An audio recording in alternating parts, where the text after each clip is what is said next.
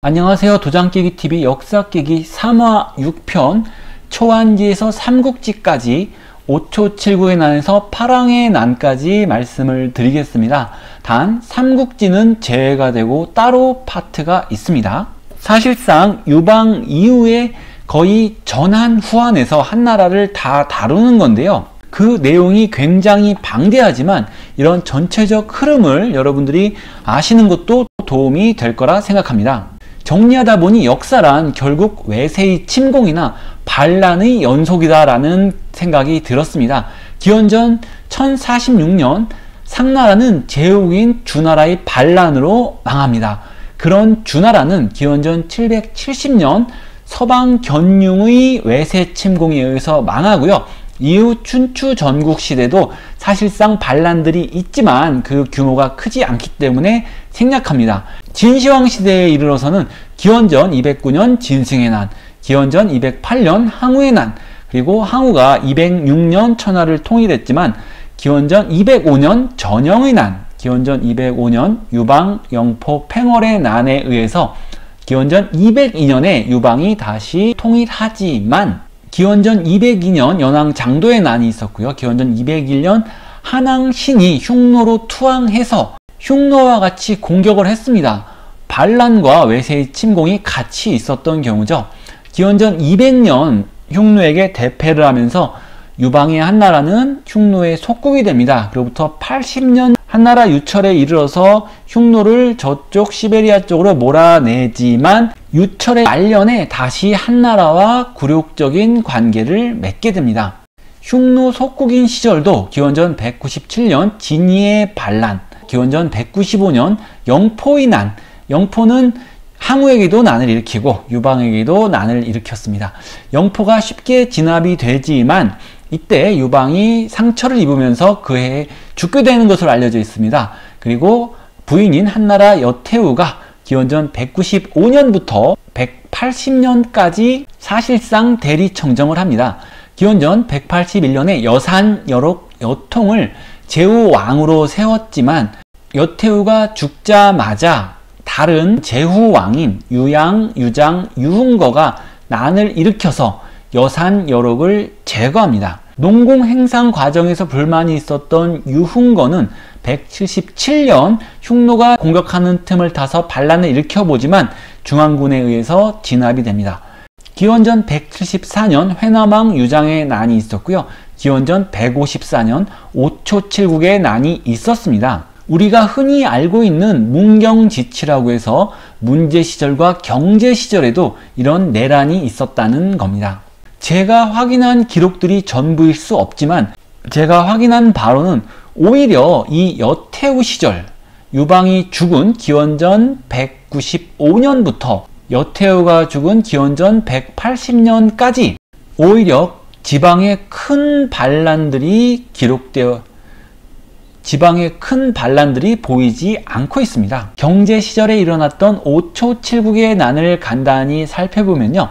경제는 어사대부 조조를 임명해서 지방의 왕들에 대해서 강력한 정책을 펴니다. 조나라 왕 유수가 죄를 지어서 상상군을 덜어냈다고 합니다. 즉 영지를 줄인 겁니다. 영지를 뺏어버린 거죠. 초왕 유무는 상중에 간음을 했다고 해서 동해군과 설군을 덜어냈다고 합니다. 교서왕 유왕은 자기를 팔았기 때문에 6현을 덜어냈다고 합니다. 이렇게 제재를 받아 불만을 품었던 조왕, 초왕, 교서왕과 오왕, 교동왕, 치천왕, 제남왕 이렇게 총 7나라가 반란을 일으켰습니다. 5초 7국의 난이란 오나라와 초나라를 포함한 7나라가 반란을 일으켰다는 거고요. 먼저 오나라 유비는 군대를 이끌고 북쪽으로 진격하면서 초나라와 합류를 합니다. 그리고 양나라를 공격하는데요. 양나라는 잘 모르시겠죠? 양나라는 사실상 그렇게 유명하지 않습니다. 조위한, 연제초, 초 안에 이제 5월이 있고요. 이 양나라는 연제초의 제나라를 기억하시면 기억이 나실 수 있을 겁니다. 제나라에서 나온 팽월이 양나라를 만들었던 기억이 나시면 이해가 쉽습니다. 아무튼 제나라 근처라고 생각하시면 되고요. 이 양나라를 공격을 합니다. 이에 위협을 느낀 한 경제는 어사대부 조조를 죽입니다. 그리고 반란군한테 내가 잘못했다, 다시는 그러지 않겠다, 그런 뜻을 표명을 하지만 오나라와 초나라는 회군하지 않습니다. 이에 한나라 태위 주화부를 보내고 이 주화부가 반란을 진압하게 됩니다. 나머지 5나라 중 교서, 교동, 치천, 제남은 제나라를 공격해서 제나라에 임치해서 3달간 대치를 하는데요. 한나라에서 난포와 조양을 보내서 제나라를 구원하게 함으로써 이 4나라의 공격도 패퇴시킵니다. 마지막 조나라는 흉노에게 동맹군을 요청을 했습니다. 하지만 오나라와 초나라 패전 소식이 전해지면서 흉노가 우리는 하지 않겠어 라고 발을 뺀 관계로 흉노의 도움이 없었고요. 조나라는 딱히 다른 곳을 공격한 게 아니라 오히려 한나라의 역기에게 공격을 받았는데 제나라를 구원한 난포가 역기와 합류하면서 조나라를 진압해버립니다. 이로써 기원전 154년에 있었던 5초 7국의 난은 6, 7개월 만에 평정이 됩니다. 이 7국은 왕이 교체가 되는데요. 오나라는 연화망 유비가 임명이 되고요. 치천나라는 제부광 유지가 임명이 됩니다. 초나라는 유래가 임명이 되는데요. 유래는 이전에는 왕이 아니었던 모양입니다. 교서에는 유단이 임명이 되고요. 조나라는 옆에 중산나라를 만들어서 유승을 중산정왕으로 임명을 하고요. 뒤에 광천왕이었던 유팽조를 조나라 왕으로 임명합니다. 그리고 교동나라는 경제의 아들인 유철이 왕으로 임명이 되는데요. 이가 바로 다음 때 황제가 되는 한무제입니다. 제남나라는 딱히 왕이 임명되지 않고요. 제남군으로 만들어져 가지고 중앙의 직할지로 소속시킵니다. 결국 5초 7국의 난에 의라고 한다면 한 경제가 지방 제후들을 통제하려고 했으나 그게 되지 않았고 반란이 일어났지만 주화부, 난포, 역기 등을 보내서 진압은 했지만 상처뿐인 승리라고 봐야 될 것 같습니다. 그래서 제후국을 압박하면 반란이 일어난다는 사실 정도만 확인한 것입니다. 전한전기라고 볼 수 있는데요. 이때 북방의 상황을 보게 되면 흉노의 두만선우 시절은 동으로는 동호, 서로는 월지가 있었습니다. 동호는 쉽게 복속이 된 반면에 서쪽의 월지국은 계속 나옵니다. 두만선우 시절에 그의 아들 묵도를 인질로 보낸 후 월지와 전쟁을 했다고 기록이 나와 있고요. 묵돌 시절 기원전 176년경에는 월지를 정복했다라고 나와 있습니다. 하지만 그 월지는 도망간 것으로 추정이 되고요. 그 다음 때인 노상선우 시절에 월지의 왕을 죽였다라는 기록이 있습니다. 이 그림에서 나와 있듯이 월지국은 탈인분지 지역에서 반시계 방향으로 해서 인도까지 갔다고 나오는데요. 이것은 중앙아시아 편에서 집중적으로 다루도록 하겠습니다. 아무튼 흉노는 이 월지를 서쪽으로 몰아내면서 80여 년간 3대에 걸쳐서 지속적으로 싸웠다는 것을 알 수가 있습니다. 이렇게 북방을 통일한 흉노의 속국이었던 한나라는 흉노에 대해서 반격을 하는데요. 기원전 119년 말씀드린 한무제 유철이 위청과 곽거병을 통해서 흉노를 고비사막 이북으로 패퇴를 시킵니다. 한무제는 기원전 141년에 즉위해서 기원전 89년에 폐위를 했는데요. 기원전 133년에 흉노의 군신선우를 유인해서 죽이려고 하다가 실패를 하면서 한무제와 흉노와의 조약은 사실상 깨지고 전쟁체제로 돌입하게 됩니다. 기원전 127년 위청이 삭방군과 오원군을 설치하는데요. 여기가 오르도스 지역입니다. 월지국의 동맹을 요청하려고 보냈던 장건은 흉노에게 붙잡혔지만 거의 고정 간첩식으로 활동을 하다가 다시 돌아옵니다. 그리고 123년에 합류를 하면서 장건이 지리라든가 이런 모든 것을 다 알기 때문에 전쟁의 주도권은 한나라로 넘어갑니다. 기원전 121년 곽거병이 하서주랑의 흉노의 호냐왕과 효저왕 등을 격파를 하고요. 기원전 119년 위청과 곽거병이 흉노의 이치사 선우를 고비사막 너머로 몰아내면서 일시적으로 광복을 맞게 됩니다. 그런데 이때 이 이치사 선우를 잡지 못했다고 해서 위청과 곽거병을 패하고 대신에 이광리 장군으로 대체를 합니다. 곽거병은 근데 이때 또 죽게 됩니다. 풍토병 때문이라고 알려져 있습니다. 이광리로 대체된 이유는 거의 연전연패 수준입니다. 기원전 103년 조판호의 3만 군대가 전멸했고요. 기원전 99년에는 이광리가 흉노를 10,000명을 죽였지만 오히려 한나라 군대는 2만 명이 죽게 됐습니다. 계속 실질적으로 패배를 이어가고 있는 거예요. 97년에는 24만 군이 출병했지만 역시 공격당하고 성과 없었고요. 기원전 90년에는 14만 명을 이끌고 공격에 나갔지만 흉노의 매복에 걸려서 이광리가 잡혀서 투항하게 됩니다. 이것을 연년산 전투라고 하는데요. 이때 사실상 한나라의 주력군이 패망한 것이고요. 기원전 89년에 더 이상 원정을 하지 않겠다는 윤대 철수 조서를 한 무제가 발표를 합니다.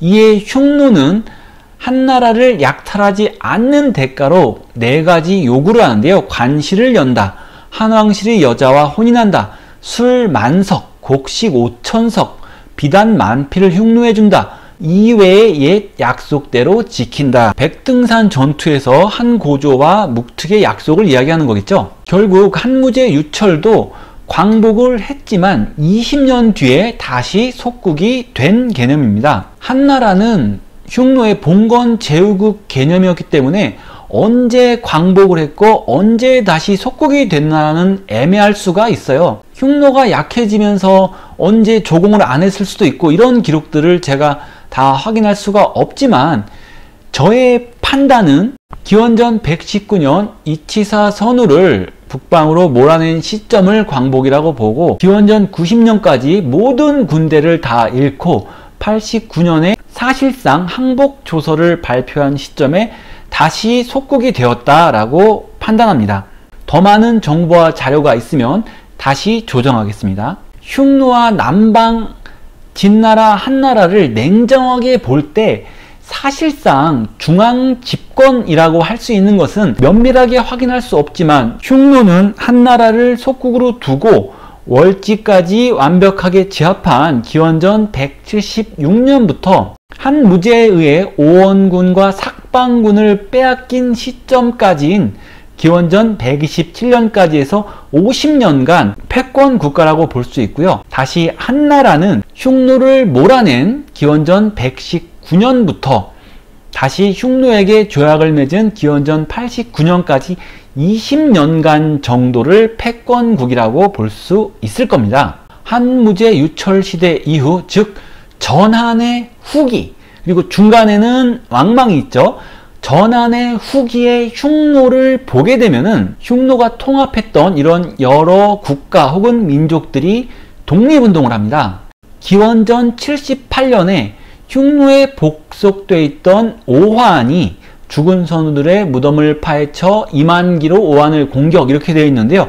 동쪽의 동호가 오환과 선비로 나뉘죠. 그 오환이 죽은 선우들의 무덤을 파헤쳤다. 반란으로 볼 수도 있고 반란을 위한 자금 확보를 위한 침탈이라고도 볼 수가 있을 겁니다.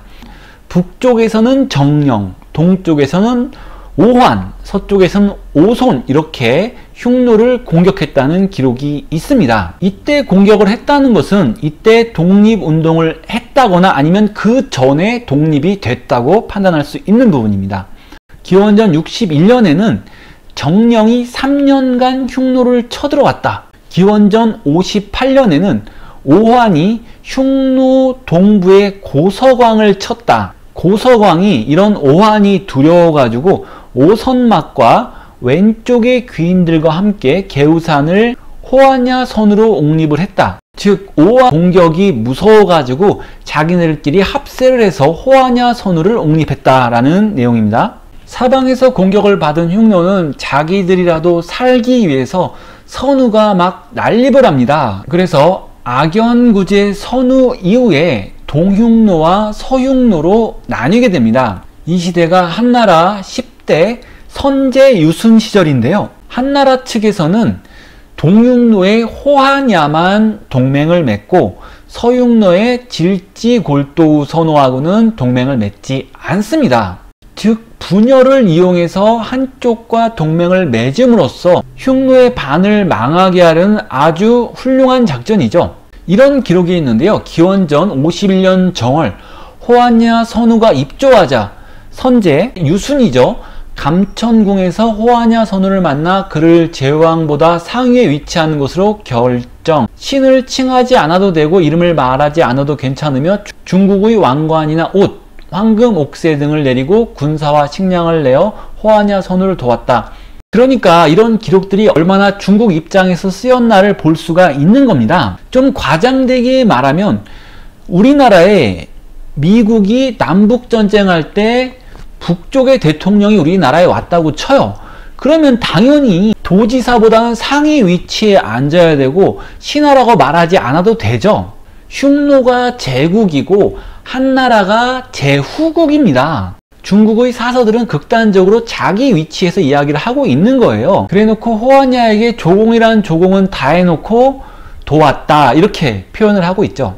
흉노가 분열이 돼도 분열된 반쪽짜리 제국보다 한나라가 위치가 높을 수는 없는 겁니다. 어쨌든 서흉노는 한나라와 동흉노 호한야 선우의 연합에 협공을 받아서 서쪽으로 패퇴했습니다. 기원전 36년 서쪽으로 도망간 서흉노를 공격했다고 나오는데 이때 서흉노의 군대 중에 로마군이 있었다라는 학설이 있습니다. 혹시 이 부분에 대해서 관심 있으신 분은 서에이스님의 동영상 로마 대 한나라 지지 전투를 참고하시면 좋겠고요. 서흉노가 망하면서 동흉노의 호한야 선우가 대선우가 되고요. 이때 또 한나라에 가가지고 그 유명한 왕소군도 데려가고 왕소군만 데려간 것도 아니래요. 몇 명 데려가는데 왕소군이 있었다고 합니다.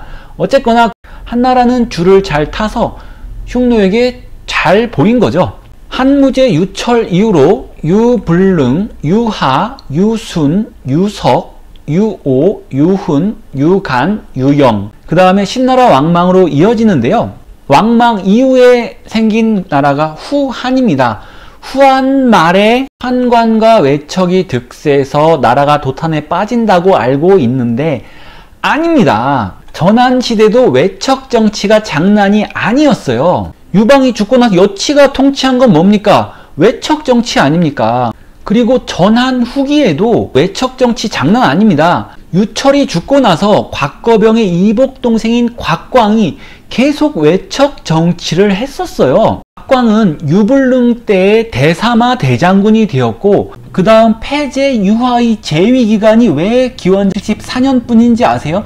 27일 만에 폐위가 됐어요. 곽광은 그 다음 황제인 유순에게 딸을 시집 보내서 장인이 되었고 기원전 69년에 사망을 해요. 유순이 이런 곽씨 세력을 몰아내려고 하자 곽광의 자손인 곽우가 기원전 69년에 반란을 일으킵니다. 그리고 그 다음으로 나오는 왕망도 외척입니다. 또한 환관의 역할이 강해지는 역사적 흐름이 보이는데요. 유순 때 중서를 통해서 자기가 직접 통치를 하려고 하다 보니까 이 중서의 역할에 해당되는 환관의 권력이 강화되는 원인이 되었습니다. 그리고 원제 유석 때는 그 외척이 그럼 환관과 같이 하면 되겠네 해서 외척과 환관이 커져버립니다. 외척의 세력이 커지는 거하고 황제에 오르는 거하고는 사실 결이 달라도 너무 다르다고 저는 생각합니다. 역사적으로 보면 왕망은 찬탈자라고 나와요. 기록들도 황제의 옥새를 맡고 있던 대사마 동현으로부터 옥새를 강탈, 중사망 유기자를 평제로 옹립하고 사실상 자기가 황제의 노릇을 했다 이런 식으로 나오죠. 이 왕망이 신망을 얻기 위해서 법을 지키기 위해서 자기 자식이나 친척들을 죽였다고 합니다. 유씨가 아닌 사람이 황제를 꿈꾸면서 나는 미래의 황제가 될 거야. 그렇기 때문에 법을 안 지키는 내 자식들도 죽일 수 있어. 이럴 수 있을까요? 그러니까 왕망이 미래를 내다보고 자식을 죽였냐, 아니면은 진짜 법을 지키기 위해서 자식을 죽이는 정도의 사람이기 때문에 황제의 자리까지 올라갔냐, 이런 문제가 답이 없는 문제긴 합니다만, 저는 역사적으로 너무 이 사람이 위선적이라는 평가를 받기 때문에 반대의 의견인 올곧고 정직한 사람이었기 때문에 그렇게 살다 보니까 황제의 길에 들어갔다. 하지만 그 과정에서는 물론 정치적인 술수도 있었다라고 보고 싶습니다. 신나라 황제로 등극을 하면서 주변에 반란이 없었어요. 그리고 굉장히 많은 개혁 정치를 하고 흉노와의 전쟁을 했는데 거기서 패한 이후로 반란이 일어났습니다. 흉노와의 전쟁에서 이겼으면 또 모르는 거예요. 역사는 결국 승자의 기록이기 때문에 이 왕망에 대해서는 나쁜 것만 남고, 하지만 그의 나라가 이어졌고 그 개혁이 2, 3세대가 이어졌다면 굉장히 좋게 바뀌었을 수도 있어요. 개혁이라는 게 초기에는 혼란을 주지만 나중에 가서는 편한 거거든요. 혼란한 상태에서 다시 정권이 교체가 되면서 왕망은 실패한 개혁가, 역사의 찬탈자로 남아버리게 되는 거죠. 왕망이 그 후에 폭망했지만 어쨌거나 기원 후 8년부터 17년, 약 10년간은 개혁을 추진할 수 있었던 힘이 있었다는 자체로 이 사람은 중앙 집권이라고 판단이 됩니다. 제가 나라별 원인을 정리하던 게 있었죠. 친나라가 전국을 통일한 건 선멸전, 쇠뇌, 기마병으로 생각이 됩니다. 초나라가 들어서게 된 것은 항우라고 생각이 되고요. 유방이 다시 잠깐 재통일했지만 흉노의 속국이 된 것은 흉노의 등자와 명적, 그리고 초안전쟁 등 내전으로 폭망한 한나라에 대해서 어부지리성도 있다고 판단이 됩니다. 한무제 유철이 흉노를 몰아낼 수 있었던 것은 장건이라는 첩자를 통해서 정보를 많이 가지고 와서 첩보전을 가장 크게 생각을 합니다. 물론 위청과 곽거병의 역할이 작았다는 건 아닙니다. 하지만 저는 첩보전을 더 우선시한다는 거고요. 신나라 왕망이 큰 충돌 없이 신나라를 세울 수 있었던 건 왕망의 인덕이라고 저는 판단을 합니다. 북방의 흉노의 속국이었던 한나라 사람들에게 왕망이 나타나서 흉노를 얕잡아보고 흉노를 정복하려는 이런 의지 때문에 왕망을 지지했던 세력도 있지 않았을까 생각이 듭니다. 기원 후 10년 12장군을 내세워서 흉노를 어느 정도 점령을 하고 호한야 선우의 자손 15명을 모두 선으로 삼는 전과를 올리지만 무언가 요란하기만 하고 실속은 없죠. 오히려 흉노의 오주류 선우가 좌골도우, 우이질자왕 훈호자, 좌연왕 낙을 파견해서 병주 운중군의 익주세의 사람들을 많이 죽였습니다. 이후도 여러 왕들이 신나라를 침범해서 약탈하니 마녀인, 수처인, 수백인, 병주의 안문군, 삭방주의 삭방군, 태수도의 등이 죽고 엄청난 약탈을 당하니 변방은 텅텅 비었다라고 합니다. 독립국을 선포했지만 흉노에게 줄기차게 당하고 있는 거죠. 이에 토해장군 어무는 흉노 정벌에 대한 5가지 불가론을 내는 등 신나라 내에서도 흉노 정벌을 반대하게 됩니다. 기원 후 14년에 신나라와 흉노는 화친을 하지만 19년에 다시 왕망은 2차 흉노 정벌을 계획했다고 합니다. 대사마 어무와 경시장군 염단에게 징씨를 하사해서, 그러면 뭐 징우, 징단이 되는지는 모르겠어요. 그래서 이징장군이라고 하고 흉노 호도이시도구 선우를 죽이고 복수 선우를 세우게 하였다. 근데 이게 번역의 문제인지 모르겠는데 그렇게 하려고 했다입니다. 그러니까 친신나라 세력인 수복 선우를 데리고 있고 그와 같이 공격을 하려고 했는데 그 세우려고 했던 수복 선우가 먼저 죽고 침공도 왕망이 패해버리니까 계획만 좋았던 거죠. 국내적으로 개혁 정치도 하고 외세를 공격해서 협력을 이끌어내려는 전형적인 정책으로 보이나 흉노에게 패하면서 도미노적으로 망하게 되는 거죠. 실망한 백성들은 정미의 난 등을 일으킵니다. 기원후 17년 농림의 난이 일어나는데요. 형주의 농림산에서 왕광과 왕봉이 일으킨 난입니다. 그리고 기원후 18년에는 산둥지방에서 번숭이 일으킨 난이 정리의 난이라고 합니다. 여기에 참여한 유씨의 후손들이 있었는데요. 경제의 6대 손인 유수와 유현이 있었습니다. 경제의 아들 중에 장사정왕 유발이 있었고요. 유발의 아들 요릉절후 유매, 유매의 아들 요릉대후 유응거, 그리고 유응거의 아들 중에는 이 유인이 아닌 유응거의 아들 유리가 있었고요. 유리의 아들 중에 유흠, 유흠의 아들 중에 유수가 있었다고 합니다. 먼저 농림의 난에서 왕으로 세워진 사람은 유현입니다. 유수가 아니고 유현입니다. 유현은 기원후 23년에 현한을 세워서 신나라 왕망과 대치합니다. 이때 유현 측의 유수가 바로 그 유수입니다. 광무제 유수의 대활약으로 곤양대전에서 신나라 왕망의 군대를 괴멸시킴으로써 신나라가 망하고 현한나라가 중국의 주도권을 잡게 됩니다. 이 유현은 정치를 잘 하지 못했기 때문에 역시 반란군 중에 하나였던 정미군이 다시 난을 일으키면서 유현에서 유분자로 왕을 바꿔버립니다. 이때 유수는 유현과 떨어져 있었고요. 화북지방의 왕랑 세력을 평정하고 화북지방에서 세력을 이루고 있었습니다. 현한나라의 유현이 정미군에 의해서 당했다는 소리를 듣자 유수가 다시 돌아와서 정미군을 몰아내고 삼국지만 군웅할 거가 아닙니다. 후한 말만 군웅할 거가 아니라는 거죠. 신나라 말도 군웅할 거였어요. 잘 알려지지 않았을 뿐입니다. 소설책에 나오지 않았을 뿐입니다. 이 신나라 말 군웅할 거를 통일하는 것은 역시 광무제 유수고요. 기원후 25년에 하북에서 황제로 즉위하고 27년에 정미군을 와해시키면서 중앙으로 입성합니다. 30년에는 산둥반도, 제나라 쪽이죠. 산둥반도를 평정하고 33년에는 농서 지역을 평정하고 36년에는 총나라 땅까지 통일함으로써 후한이 어느 정도 완성이 됩니다.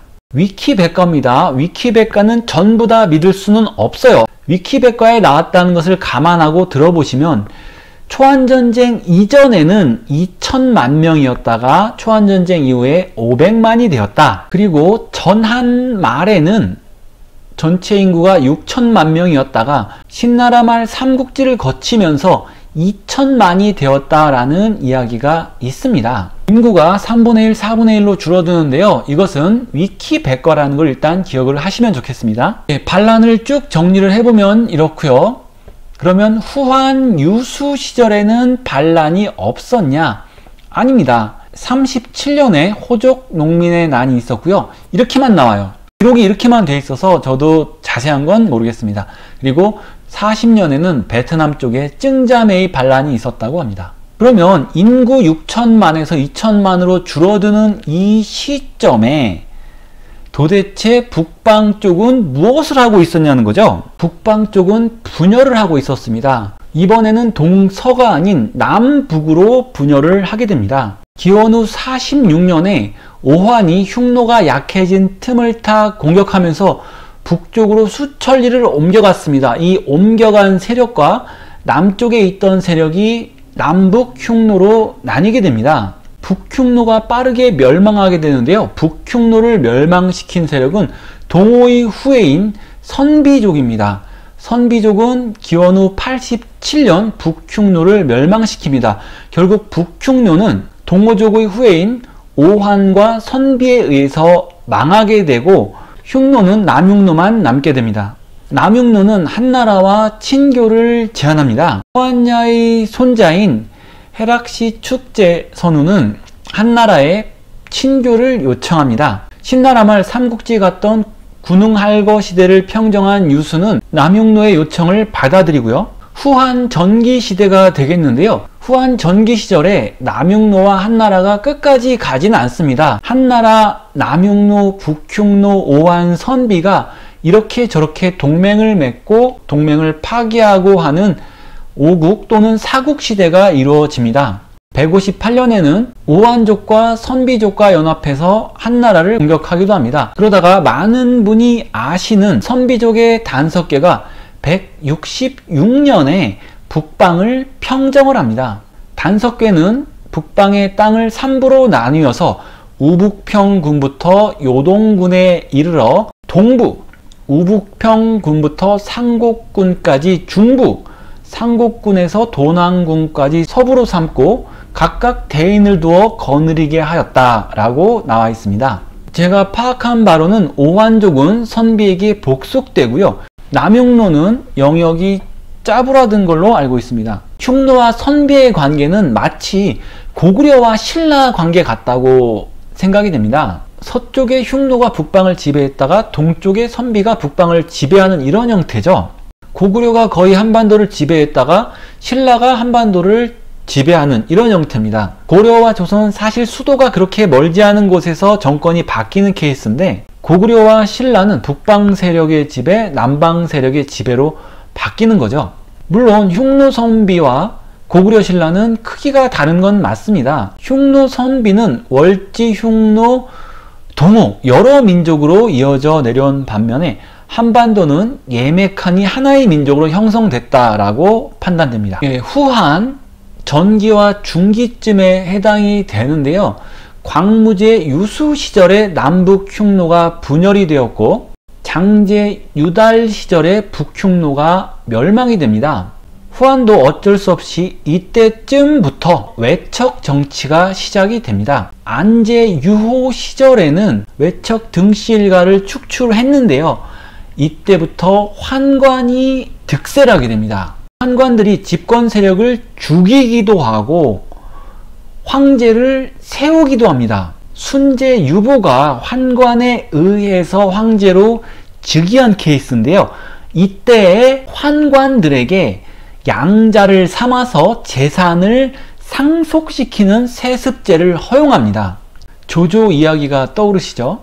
이후 외척의 득세가 끝난 것도 아니고요. 순제의 왕후의 오빠 양기라는 사람이 외척으로서 절대 권력을 휘두릅니다. 충제, 질제, 황제를 바로 이 외척 양기라는 사람이 세워요. 이 양기를 환관들이 몰아내면서 또 환관이 세력이 커지고 이것이 바로 후한 말의 십상시로 이어집니다. 환제는 조조의 할아버지로 알려진 조등의 도움으로 즉위를 하게 되니까 이 조등이 최고 권력자 수준으로 되고요. 청류파라고 알려진 사실상 반환관 세력, 이들은 환관에게 정치적으로 이길 수가 없었습니다. 이들을 자가격리시켜 버린 것이 바로 당고의 금이라고 합니다. 166년 환제 시절에 한 번 있었고요. 169년 영제 시절에 한 번 있었습니다. 하지만 2차 당고의 금에서는 첫 번째와 달리 죽였어요. 잡혀 죽인 자가 100명이 넘고 사죄, 유죄, 금고의 처분을 받은 자는 600~700명, 태학생 1000명이 체포되어 호족과 사대부 세력이 이런 황관 정권을 극단적으로 배척하면서 원소 같은 사람들이 나오게 되는 거고요. 후한 정권에 대한 지지는 폭락하게 되었다고 합니다. 이 시기가 선비족의 단석계가 북방을 통일한 시기와 맞물려 있는데요.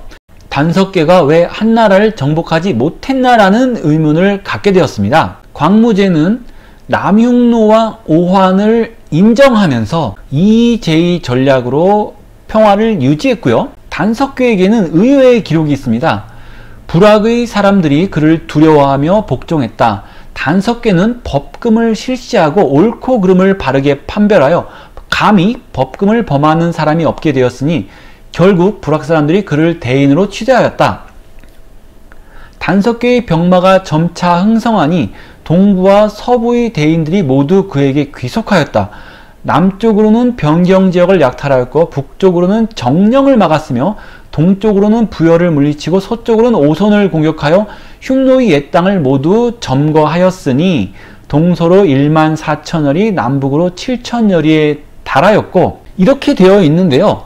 단석계는 정복자가 아닌 귀속을 받아들인 사람으로 판단이 됩니다. 즉 한나라를 공격하는 게 아니라 한나라에서 항복하면은 하고 말면은 말고 이런 개념이었던 것 같아요. 단석계는 정복자가 아닌 수용자의 개념이 아니었나 생각이 됩니다. 후한 전기나 중기요. 그래도 전기는 유수에 대한 이야기가 좀 있어요. 후한 중기, 그러니까 삼국지 이전의 역사에 대해서는 굉장히 영상들이 귀합니다. 이 유튜브에서조차도 귀해요. 그래서 저는 추천드리는 게 수다몽 채널에 후한 최고의 정치가 등태우, 후한 최고의 간신 양기 두 동영상을 보시면 삼국지 이전, 삼국지 바로 이전을 이해하시는데 많은 도움이 된다고 생각합니다. 반란의 역사를 보면 그렇게 많이 나와 있지 않는데 후한 시절에는 수많은 농민 반란이 있었다고만 나와 있고 언제 어떤 난이 있었나는 나와 있지 않았습니다.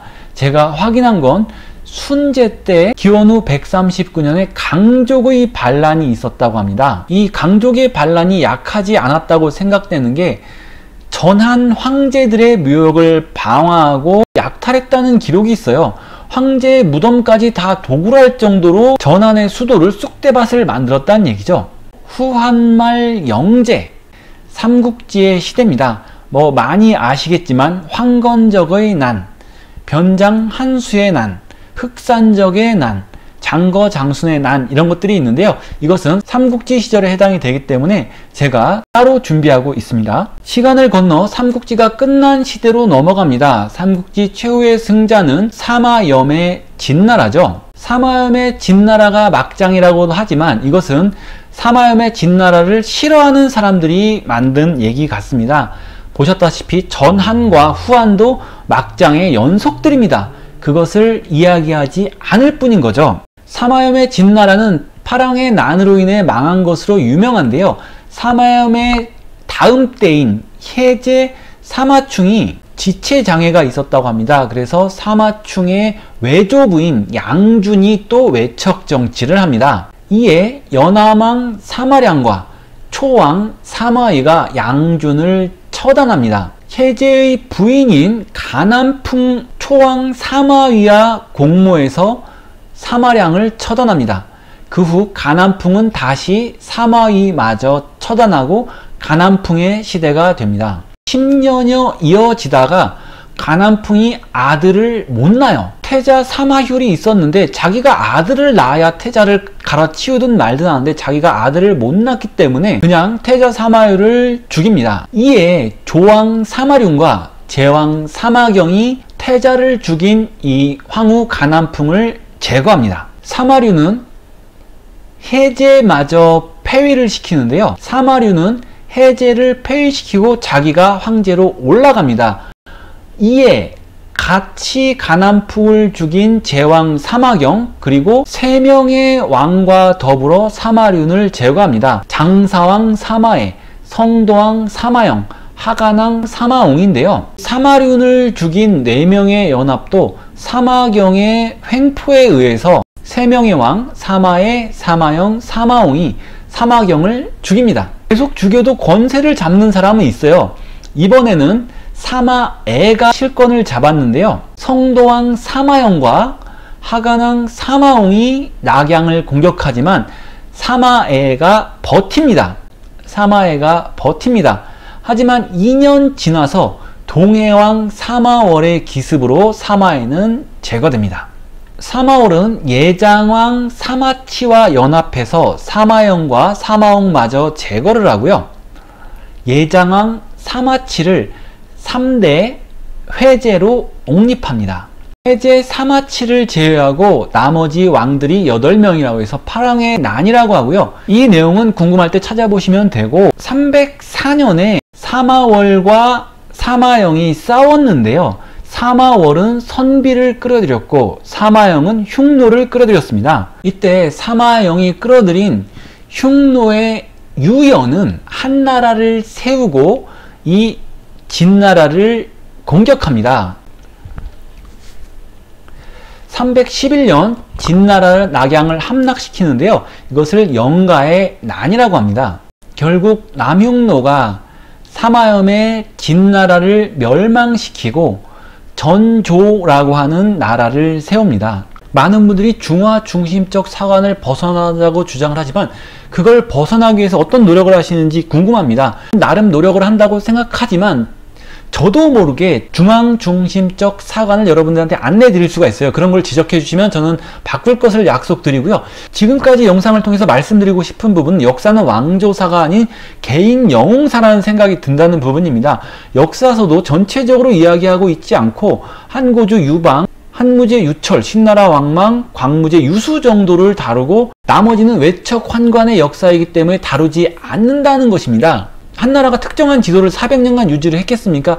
그렇지 않습니다. 외척과 환관 시절에는 지방에 대한 권한이 없었어요. 거의 다른 나라, 춘추 전국시대 같은 개념도 있었다는 겁니다. 하지만 이걸 자세히 이야기하지 않고 한나라는 400년 이어졌다라고 이야기를 하고, 근데 한나라 그렇게 이야기를 하면 흉노도 그에 맞춰서 이야기를 해야 될 거 아니에요. 흉노는 기원전 209년 두만선후 시절부터 분열과 통합을 반복하면서 기원 후 210년 호주천 시대까지 이어졌다고 볼 수가 있고요. 그 후에도 유연의 한나라 조나라로 이어지면서 304년에서 429년까지 이어집니다. 왕조사로 할 거면 한나라와 흉노 똑같이 다뤄주고 영웅사로 할 거여도 똑같이 다뤄졌으면 좋겠습니다. 이 동영상을 보시는 분들이라도 한나라에서 위, 진나라로 이어지는 거나 흉노에서 선비로 이어지는 거나 크게 다를 바가 없다고 생각하시면 좋겠습니다. 그런 편견을 버리시면 감사하겠습니다. 역사 깨기 5화는 삼국사기를 다루고 있고요. 역사 깨기 6편은 삼국지를 하려고 합니다. 역사 깨기 7편은 중앙아시아 고대사편이 되겠습니다. 결국 2021년이나 돼야 이런 내용들로 찾아뵐 수 있을 것 같은데요. 잊지 말고 꼭 방문해 주시기를 부탁드리겠습니다. 오늘도 도장깨기TV를 보느니 수업을 듣겠다는 말을 듣는 도장깨기TV 영상을 봐주신 여러분들 대단히 감사합니다. 또 찾아뵙겠습니다.